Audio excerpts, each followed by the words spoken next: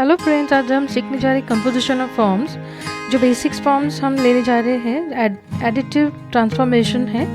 यह additive transformation के लिए हम क्यूब, पिरामिड, सिलेंडर ले रहे हैं और इसका कंपोजिशन हम सीखने जा रहे हैं। एडिटिव ट्रांसफॉर्मेशन ये एक प्लेटफॉर्म रहता है जहाँ पर आपको 2 या 3 जो ऑब्जेक्ट्स है या एलिमेंट्स है उसको बाइंड करके आपको एक वॉल्यूम नरेट करना है।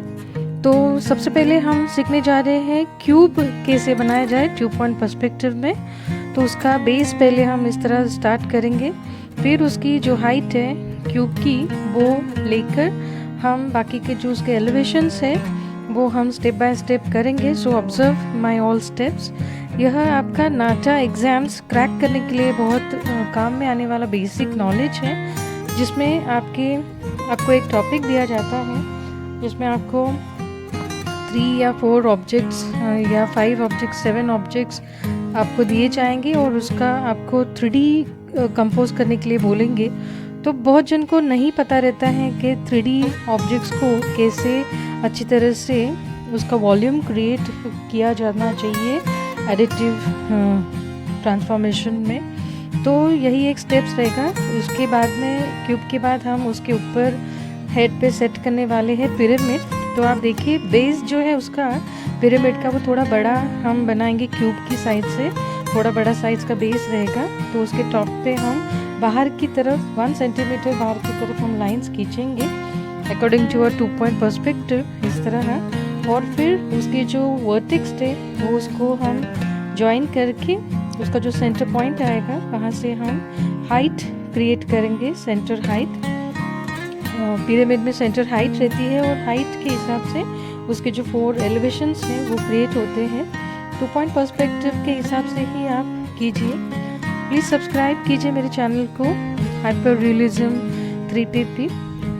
ये जो क्यूब है अंदर की साइड में मैं डॉटेड फॉर्म में दिखा रही हूँ, वो इस तरह दिखेगा और उसके ऊपर जो पिरामिड है वो इस तरह आपको दिखेगा। तो इसके लिए ये थोड़ा ट्रांसपेरेंसी आपको इस तरह समझ में आ जाएगी, लेकिन एग्ज़ाम में ये सारी जो कुछ चीज़ें हैं वो रब करके फिर हम उसको पेंसिल शेडिंग करेंगे।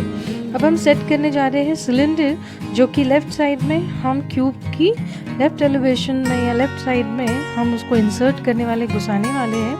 तो आप स्टेप बाय स्टेप जाना, सिलेंडर डायरेक्टली कभी भी नहीं बनाना है आपको, ये आप हमेशा ध्यान रखना। उसके स्टेप्स मैनर्स होते हैं, जैसे कि उसको पहले क्यूबॉइड बनाया जाता है और फिर स्टेप बाय स्टेप आप देखिए मैं किस तरह उसको सेट करूँगी सिलेंडर को। सबसे पहले मैंने क्यूबॉइड बनाना है इस तरह। क्यूबॉइड 2 पॉइंट पर्सपेक्टिव से हम बनाएंगे, फिर उसके जो front elevation and back elevation है उस पर हम ये जो वर्टेक्स है उसको हम ज्वाइन करके फिर हम उसमें जो सर्कल है वो सेट करके फिर उसके एजेस को हम ज्वाइन करने के बाद सिलेंडर रेडी किया जाता है। तो ये एक बेसिक स्टेप है, वो बहुत मायने रखता है आपके स्टेप्स में। परफेक्शंस होना बहुत ज़रूरी है जब आप किसी भी 3D ऑब्जेक्ट को कंबाइन करने जा रहे हो, बनाने जा रहे हो और उसमें सिर्फ आपको पेंसिल शेडिंग करनी है, बट वो सेपरेट नहीं होने चाहिए, एक दूसरे में बाइंड होना बहुत ज़रूरी है। तो आप ध्यान से देख के ये जो उसका फर्स्ट फॉर्म है आपका कंपोजिशन का, 3D कंपोजिशन का एडिटिव ट्रांसफॉर्मेशन, आप ध्यान से कीजिए। इस तरह ये cuboid, cube and cylinder and ये जो पिरामिड है इस तरह हमें सेट करना है 3D में। आप इंस्टाग्राम पर फॉलो कीजिए प्लीज़। ये जो 3 एलिमेंट्स है या ऑब्जेक्ट्स है हमने इस तरह बना के रखा हुआ है। अभी हम इसके जो मेन लाइंस है उसको हम, जो अनवांटेड लाइंस है वो इरेज करेंगे कंपोजिशन के दौरान। इसके लाइंस हम इरेज करने के बाद हम इसको अच्छी तरह से पेंसिल शेडिंग करेंगे। तो आपको सिर्फ ये ध्यान में रखना है कि एग्ज़ाम के वक्त जो नाटा का एग्ज़ाम्स आपकी रहती हैं तो उसमें ये टॉपिक मेंशन्ड है, तो ये स्टेप्स होंगे। तो इसके जो कुछ फॉर्म्स, इसका फर्स्ट फॉर्म आपके सामने है ही एडिटिव ट्रांसफॉर्मेशन। उसके बाद वाला जो फॉर्म है इसके नेक्स्ट वीडियो में प्रेजेंट करने जा रही हूँ। तो ये स्टेप्स बहुत ही मायने रखेंगे इस तरह ही होना चाहिए। Then clear out all the shapes और all the lines properly and उसको एक लीनियर देना है आपको। अच्छी तरह से क्लियर आउट कीजिए सारी चीज़ें। फिर हम उसके जो पेंसिल शेडिंग है वो लाइट सोर्स के हिसाब से हम देने वाले हैं। तो ये बहुत ही इम्पॉर्टेंट है। ये जो कॉन्सेप्ट है कंपोजिशन का, इसको कंपोज करने के लिए कुछ मीनिंगफुल होना ज़रूरी है। कुछ भी आड़े टेढ़े हम नहीं कर सकते हैं। तो ये इस तरह इसकी वैल्यू आप देंगे 2 पॉइंट पर्सपेक्टिव में तो बहुत ही बढ़िया रहेगा। उसके आगे और भी मैं बनाऊंगी 3 पॉइंट पर्सपेक्टिव में भी 3D कंपोजिशंस पूछा जाता है, वो भी स्टेप बाय स्टेप रहेगा ही। तो ये सबसे पहले अपना जो एडिटिव ट्रांसफॉर्मेशन है 3D कंपोजिशन का फॉर्म वो हमने रेडी किया है 2 पॉइंट पर्सपेक्टिव में। आई होप आपको ये समझ में आया है। इस तरह आप प्रैक्टिस कीजिए ज़रूर। फिर हम पेंसिल शेडिंग कर रहे हैं। इसके लिए आपके स्टेडलर्स के जो पेंसिल्स हैं गुड क्वालिटी की हैं, आप इसका इस्तेमाल कीजिए।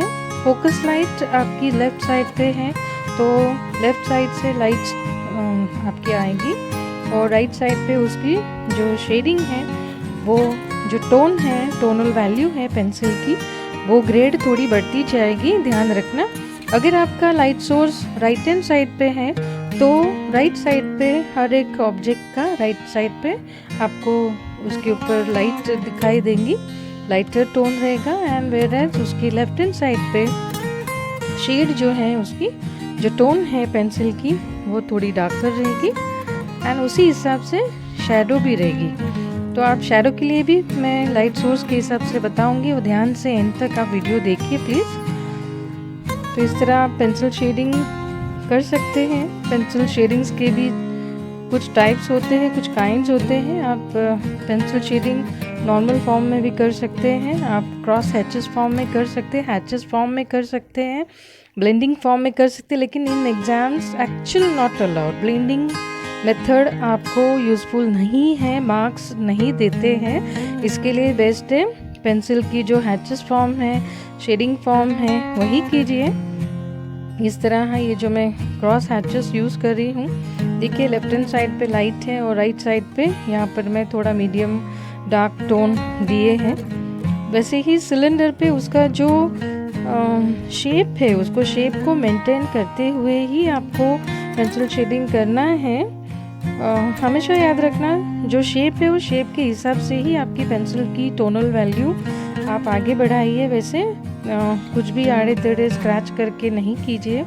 यहाँ पे लाइट सोर्स के बारे में मैं थोड़ा बताने की कोशिश करूँगी कि किस तरह आपका जो शैडो है वो क्रिएट होगा। जो टॉप लाइट है, जो हेड होता है लाइट सोर्स का, वहाँ से आपकी हर एक जो ऑब्जेक्ट है, एलिमेंट्स है, उसके 3 जो ABC पॉइंट्स है, इसके लिए भी मैंने वीडियोस बनाए हुए हैं, आप ज़रूर देखिए पहले वाले वीडियोस में।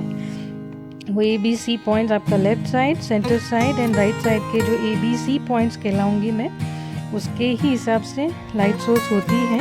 बॉटम जो होता है लाइट सोर्स का, उसको भी पकड़ के हम आगे जो एलिमेंट है या ऑब्जेक्ट है उसको भी हम मार्क करेंगे अपने प्लेटफॉर्म पे, पेपर के प्लेटफॉर्म पे। एंड देन हम शैडो इस तरह क्रिएट करेंगे। ध्यान रखना जब सिलेंडर थोड़ा ऊपर की तरफ उठा हुआ है तो डेफिनेटली शैडो भी उसी तरह ही रहेगी, ऊपर उठी हुई। वो ज़मीन को बहुत ही ज़्यादा टच नहीं होंगी, वो ध्यान रखना। और इस तरह मैंने शैडो क्रिएट किया है।